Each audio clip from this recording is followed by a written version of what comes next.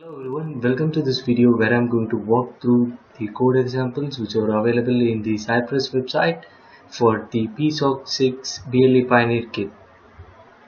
This is the URL for code example. Once you type in this URL, you are directed to this page. You have the title of the code example and the description of how the example would actually behave. So in this example I am going to show you how to start with this. Along with that I am going to explain the auto error correction available in PSoC Creator. So for this I am going to open the code example for the BLE Thermometer. So just click on that link and you will be redirected to a more explanatory page where you have this zip file. So this contains the source code and we also have other details below. Let me click the zip file.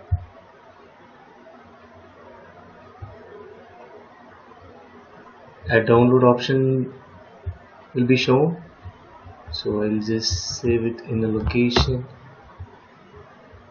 where I can take it again.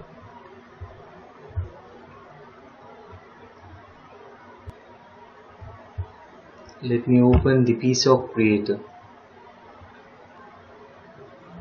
and you also have a PDF file which gives a more detailed explanation.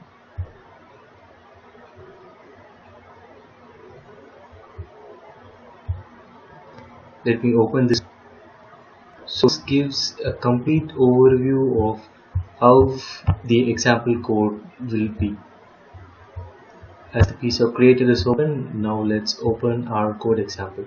Click File, Open and Project or Workspace, and then go to the path where you have downloaded your zip file. But before that you have to unzip the zip file. So let's unzip it. Yes, it's unzipped. Now if you go there, it's here. Just open and you will find a PSoC project file. Click that and click open. And let me quickly explain the layout. Here is the Workspace Explorer where we have the source files, and here we have the details of the source file displayed or the start page by default, and here we have the errors and warnings. So this example we have an error, so let's now find out how to resolve this error. Just double click this file and click next. Oh, I'm supposed to wait.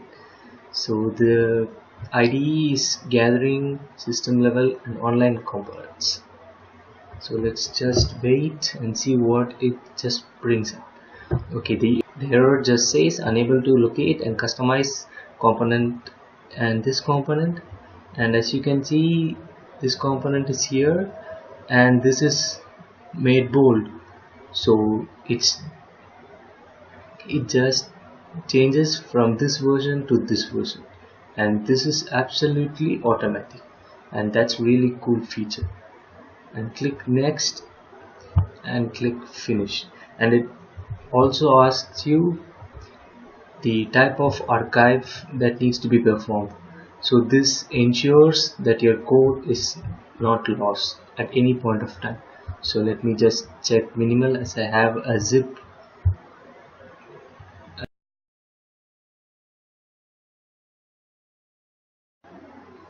So as soon as I click OK, the archive is created, which is seen here. This is the archive of the entire source code, and here it asks my permission to write it, so I'll just click yes.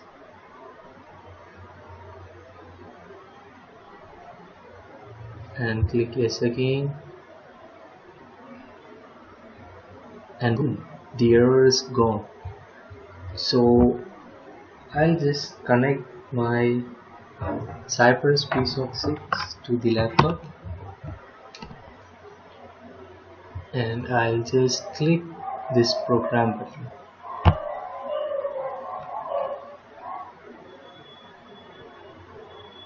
It will just ask for which cortex you need to program this. I'll just click the M0 cortex and just click yes again.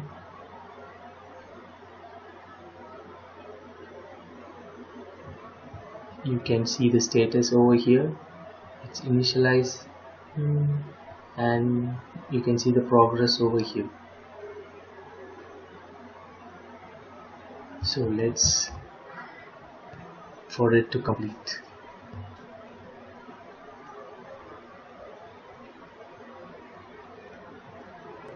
You can also see what's happening over here.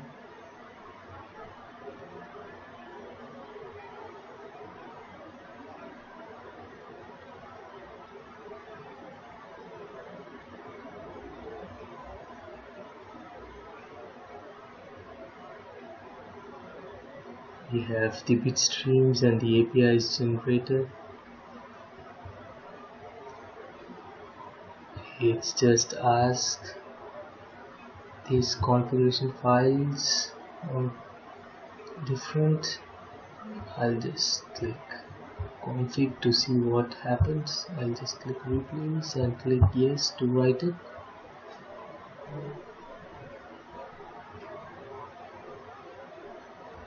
We now have the hex files generated, and it's compiling again.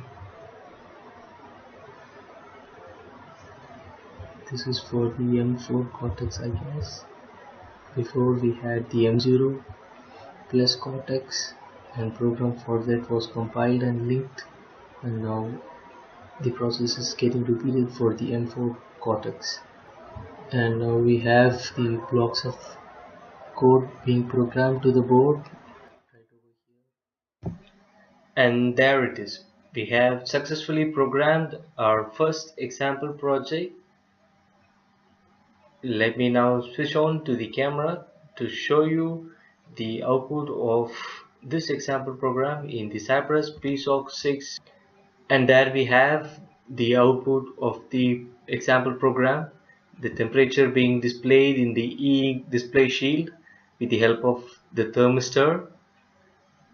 Thank you for watching this video. Subscribe to my channel to stay tuned on more updates on this road test of Cypress PSoC6 BLE Pioneer kit.